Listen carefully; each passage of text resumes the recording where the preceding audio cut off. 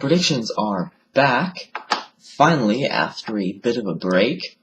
I've had a lot of stuff to do, and the season was over, so there was not much to talk about, if you think about it. Now, what I have planned is going through all 32 teams right now before the draft. Hopefully I'll get through all 32 teams before the draft, in fact, and give a sort of a way too early prediction for how all the 32 teams will be.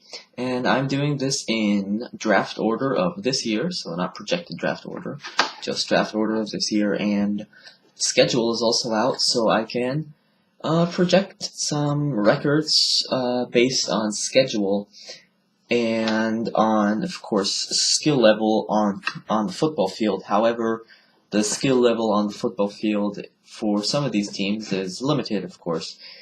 And Cleveland Browns, the team I'm starting with, which is the theme of today's episode, is also very limited, but they are definitely on the way up, which is to be expected for a 1-in-15 football team.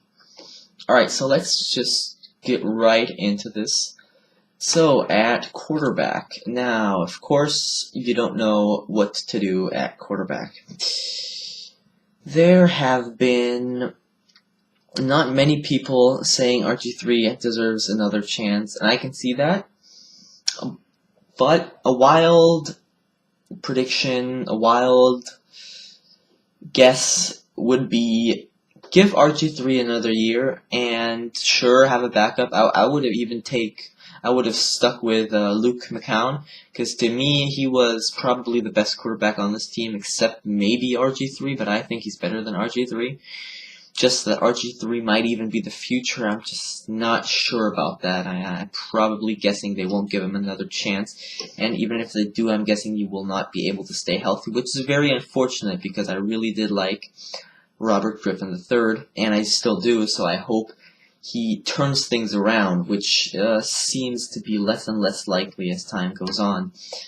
Now, other options at quarterback, who they are projecting to go. So Deshaun Kaiser for the Browns, probably not an option because they're not going to pick him at 1. They might pick him at 12, but I don't hear him being linked too much to them. If Mitch Trubisky is at 12, which I doubt, then maybe they will pick him up. I'm not saying they should pick up either of these, though. And then Deshaun Watson at 33, if he's available, they will probably also pick up, or they would, I'm guessing, based on the coach right now. But I have reason to believe that none of these options are the correct one. So, first off, Cleveland has to accept that it's just an absolute dumpster fire right now, and that they have to better themselves. And, of course, you can better yourself by getting a nice building block, which is usually a quarterback.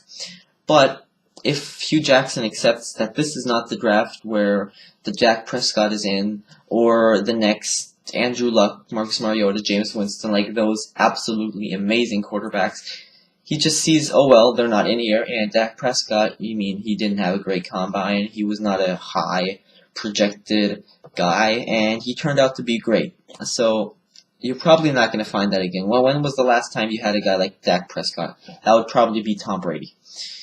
Just saying. So you don't want to make the mistake of putting a guy like Deshaun Watson, who has always played around superstars. In Clemson, for instance, he's always had superstars, and now he would be going to Cleveland, which, allow me to say, is not packed full of superstars. So you might just get a rough start there with Deshaun Watson if you play him immediately. If you pick him at 33 and play him immediately, I think that's a huge mistake. So maybe the idea for the Browns is just to wait up. You've got time. Now, the next season you're not making the Super Bowl. I mean, what can you say? That's the goal, right? Winning a Super Bowl, and you're not going to do it, obviously. And if they make it the year after that would be blown out of my mind. They're probably not going to make it within 3 years. So, if even that, but, you know, we're going best case scenario for each team, because each team wants to make the Super Bowl each year, obviously. Now, what do you do to make that happen? I say get the best players available and build your team from there. And next year there might be a quarterback in the draft that you like, or you might get one out of free agency, or you might pull the trigger and trade for a guy like Tony Romo or Jimmy Garoppolo, just not really counting on that. So what I would say you do is obviously pick Myles Garrett at 1. He's going to be an absolute beast no matter where you put him. Then at 12, you have other options. You can maybe look at safety if Malik Hooker or Mike Adams is there. I prefer Malik Hooker, but I don't think he'll be there. If the Titans don't pick him up at 5, then I'm sure the Chargers will at 7, and I'm really hoping on that. That would be just an amazing addition to the Los Angeles football team at this point. So at 12, people are saying running back is a strength of your team, but I wouldn't mind picking up Dalvin Cook. He's probably a 1,000-yard rusher for the next 4 seasons. To me, he's really good. I really do like him, and I think he could be a top 5, top 7 running back in the league. So why not take him, or just take anybody who is really available? It's a bit too early to say exactly who that would be. But Myles Garrett at 1, and then second round, maybe at 33 there will be Jabril Peppers will be available, and you might take a shot on him because you never know. He could play linebacker, he can play corner, he can play safety. What is he going to play? Can he even play one of those positions consistently and good? Last season he had Jalen Ramsey, who could play corner and free safety and strong safety. I don't know which one it was he did play out of the safety positions, but he ended up playing just corner and it went fine. With Jabril Peppers, you'll have 3 options, or 4 even, if you consider free and strong safety. And left and right outside linebacker, probably middle linebacker, cornerback. He is just an all-arounder. Alright, so now that we've cleared out the draft position, let's look at the games for next season for the Cleveland Browns, and I'll give you a bit of projection for that. So in your division, because I won't have to tell you, you're going to play the Ravens, Bengals, and Steelers twice. I'd be surprised if you win 2 games. I can see you winning 1, maybe getting a win out of the Bengals, who might not bounce back too well, because I don't even think they're that good. I don't think they're a 13-3 team like they were 12-4 like they were 2 seasons ago. I just don't think so, and I don't think Andy Dalton's that great either, so you might snack out a win there. You might win against the Ravens, but I just don't see you winning more than 2 games. So I'll give the Browns 1 win in the division. I'm pretty sure they'll win 1. I don't think they're going to go 0-6 in the division, but you never know, because on paper, obviously, this team is still worse than both the Ravens and Bengals. But maybe the age is catching up to these Ravens players. So you never know. That might be a factor as well. Steelers, if the Steelers let up a win against you and they want to be Super Bowl contenders, then that's really bad. I can't see you winning against the Steelers this season, unfortunately, yet for you Cleveland Browns fans out there. So week 1 against Baltimore, date is to be announced and time is to be announced. So, do we even know if it's in Cleveland yet? Yes, it is a home game in Cleveland. Wow, this is strange. It goes 4 home games in a row, then you play in London against the Vikings, then 3 home games, and then the rest of them are basically all away games. Wow, okay, there must be something to clear up there, but alright. So, starting off Baltimore Ravens at home. I'll just give you a loss there. Then Bengals at home, why not? Say 1 win against the Bengals. Then in Green Bay, you're gonna lose. You're 1-2. Jacksonville at home, you're gonna lose. I'm pretty sure they might. Well, actually, let's say win, because the Jaguars might not have the thing with Blake Bortles figured out by then, and this might be week 4 of next season. Might be when Blake Bortles gets benched and is officially called a bust. Not hoping for that, obviously, because I do think Blake Bortles can come back to that form he did have last year, but you never know. So let's say 2-2 at this point. Then Vikings loss, Jets win. So you're 3-3 at this point, looking really good. But then comes a bad stretch of games. Okay, Pittsburgh loss, Tennessee loss, Baltimore probably another loss, 3-6. The Bears, I'm pretty sure are going to be a decent team next year. Let's give that a loss, 3-7. Bengals in Cincinnati, I can't see you sweeping the Bengals. Loss 3-8. Detroit 3-9. You're gonna lose. In Houston, you might snatch out a win there if they don't have the QB position figured out, but I'm guessing loss. So that's what, 3-10. Colts definitely loss. I can't see you beating the Chargers 2 years in a row. That would be a bit of embarrassment there. So let's give you another loss there, and then Pittsburgh to end the season off. I'm guessing another loss. So this might sound pretty bad, but to be fair, you started off 3-3 and then you went on a streak of losing 10 in a row, which is never good. But to be fair, you lost 15 in a row this season before finally beating the Chargers as their last game in San Diego. Way to go out. So I'm gonna say 13-3, 14-2 would be my projected record. But that completely depends on what you do in the offseason, obviously. So, if I were Hugh Jackson right now, which I would do in free agency, is focus on getting Terrell Pryor back, because you do have money.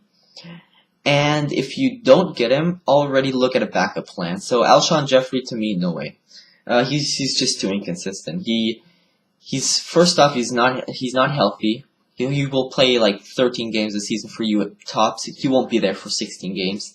If he plays, you can throw passes to him and he won't turn around and he'll bounce off his helmet and it'll be a freaking interception or an incomplete pass. He can be great at times. I see that he's a big receiver and you can call him a number 1 receiver.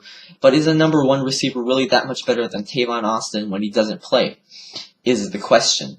So, if you can't get Terrell Pryor back, which is a possibility because I can see how teams are high on Terrell Pryor right now because he's tall, got a nice body for it. He's got that, 4.4 speed, like 4.40 probably ran, something like that.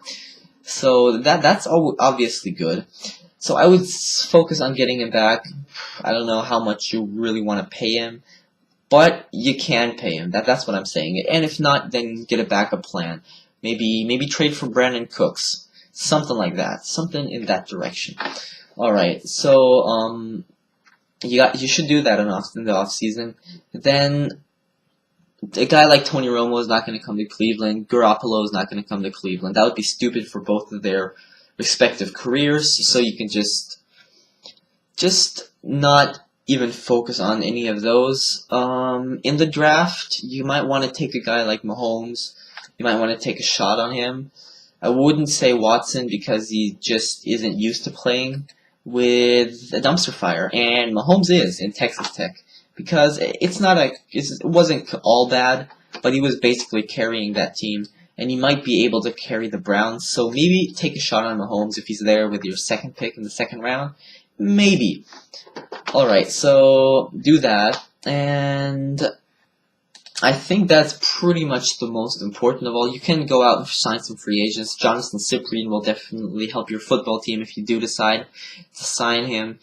You can overpay a bit, and players' agents will know that you have a bit of money to spend, but just don't trade down. Sit there, take the player that's good, take the best available player, build up your football team, and maybe you find a good quarterback. If not, then it was another second-round pick go to waste, which I really want the Browns to avoid. But I would be okay if they picked a guy like Mahomes in the second round. That would be fine with me, even if it was a Nate Peterman in the fourth. I just don't see if he's going to be better than Cody Kessler, Luke McCown, Kevin Hogan. Maybe he's going to be better than Kevin Hogan. So that's really all I'm saying. I think even if you stick another season with RG3, you'll go 4-12, 13-3. It's going to be okay. And I think the year after this is when the Browns should make the jump. If they do everything right, then in 2 years they might be able to be 7-9, I'm saying. And if they do everything perfect in that year, then they might just be the Titans, or the Raiders, I should say, because, yes, the Raiders, I should say, and be 12-4. That is, of course, a possibility if they do everything right. Just as a bit of encouragement towards Cleveland Brown fans.